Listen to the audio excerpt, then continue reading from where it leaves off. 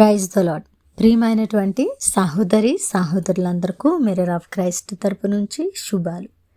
ప్రియమైనటువంటి వాళ్ళారా, మీరందరూ బాగున్నారని విశ్వసిస్తున్నాం. విన్న వాక్యాన్ని తప్పకుండా షేర్ చేయండి, పరిచర్యకు సహకరించండి. మరి ఈరోజు దేవుడు మనతో మాట్లాడుతున్న బలమైన వాగ్దానాన్ని ధ్యానం చేసి మన జీవితాలలో పెట్టుకొని ఫలించే వారముగా ఉందాం. సామెతలు గ్రంథము 16వ అధ్యాయము 3వ వచనము. నీ పనుల భారము యెహోవా మీద నుంచుము, అప్పుడు నీ ఉద్దేశములు సఫలమగును. దేవునికి మహిమ, ఘనత, ప్రభావములు చెల్లిస్తూ ఉన్నాను.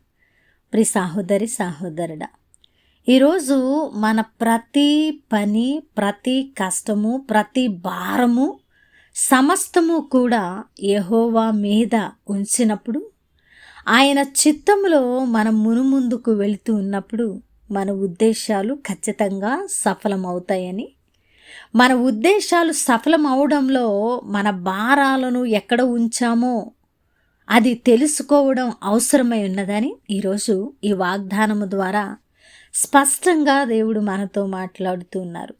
మన పనుల భారములను మన మీదే వేసుకొని మన ఇష్టాలను, మన చిత్తాలను, మన ఆలోచనలను మనమే కొనసాగిస్తూ ముందుకు వెళ్తూ ఉంటే దేవుని యొక్క ఉద్దేశాలు ఎప్పటికీ కూడా మన జీవితాలలో నెరవేర్చబడవు. ప్రియమైన దేవుని బిడ్డ, నీ జీవితంలో దేవుని ఉద్దేశము నెరవేర్చబడాలంటే నీవు చేసే ప్రతి పనిలో, ప్రతి విషయంలో, ప్రతి కార్యములో కూడా ఆయన చిత్తాన్ని గుర్తించి నీ పనుల భారముల అన్నిటినీ ఆయన మీద వేసి ఏది దైవిక ఇష్టమో, ఏది దైవిక చిత్తమో ఎరిగి నువ్వు ఆయన సన్నిధిలో ప్రార్థిస్తూ నిందారహితుడు వలె నువ్వు ముందుకు కొనసాగుతూ ఉండాలి.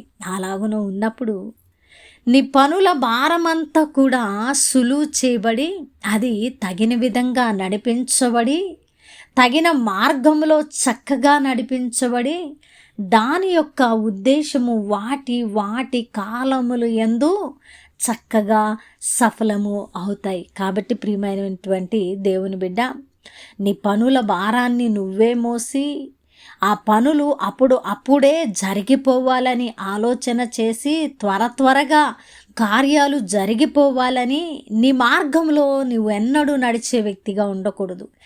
సమయము ఎక్కువగా పట్టినా, మరి సమయము గడుస్తూ ఉన్నా కొన్నిసార్లు మన జీవితాలలో కొన్ని కార్యాలు జరగకుండా అవి సమయాన్ని తీసుకుంటూ ఉంటాయి. అలాంటి సందర్భంలో మన పనుల భారాన్ని ఆయన మీద ఉంచి మనం నడుస్తూ ఉంటే దేవుని ఉద్దేశాలు నెరవేర్చబడతాయి. కాబట్టి ప్రియమైన దేవుని బిడ్డ, నువ్వు నీ ఉద్దేశాలు సఫలపరచుకోవడానికి షార్ట్ కట్స్ని వెతకవద్దు.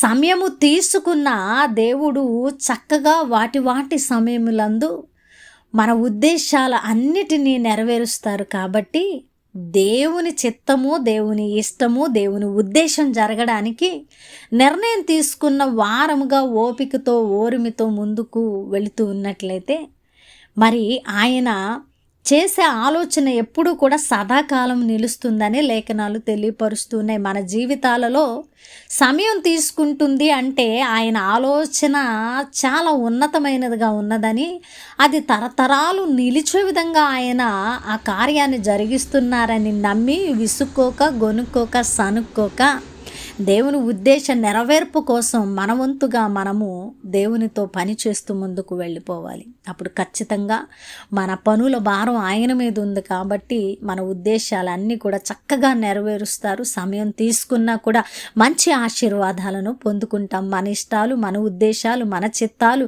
మన ఇష్టాలు అన్నీ కూడా మరి కొంత దూరమే ఆలోచించి ఉంటాయి. కాబట్టి వాటి ఫలితము ఒక్కొక్కసారి మన జీవితాలను ఛిద్రం చేస్తుంది. కాబట్టి వీటన్నిటినీ గ్రహించి ఆయన చిత్తంలో నిలబడి మన పనులు ఏవైనా సరే, మన ఉద్దేశాలు ఏవైనా సరే ఆయన మీద వేసి భారం ఆయన మీద పెట్టి మనం ముందుకు వెళితే ఖచ్చితంగా మరి మనం ఉన్నతమైనటువంటి స్థితిలో నిలబడడానికి అవకాశం ఉంటుంది కదా ప్రియమైన దేవుని బిడ్డ. మరి ఈరోజు మన పనుల భారం ఆయన మీద ఉంచి మనమును ముందుకు వెళదాం.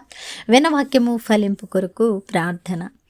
పరిశుద్ధుడా, ప్రేమ కలిగిన తండ్రి, అద్భుతమైన వాక్కు ద్వారా మాతో మాట్లాడి మా హృదయాలను కట్టి బలపరిచారు. అవును ప్రభా, మా పనుల భారం మీ మీద ఉంచినప్పుడు తండ్రి, అప్పుడు ఉద్దేశాలన్నిటినీ నువ్వు సఫలపరిచేటువంటి దేవుడవు నాయన.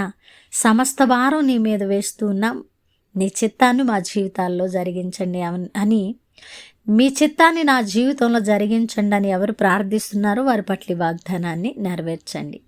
చేసిన ప్రార్థనకు దీవెన జవాబిచ్చారని నమ్ముతూ ఈ ప్రార్థన నజరుడనే యేసుక్రీస్తు నామమున సమర్పించి అడిగి వేడుకుంటున్నాము తండ్రి, ఆమెన్.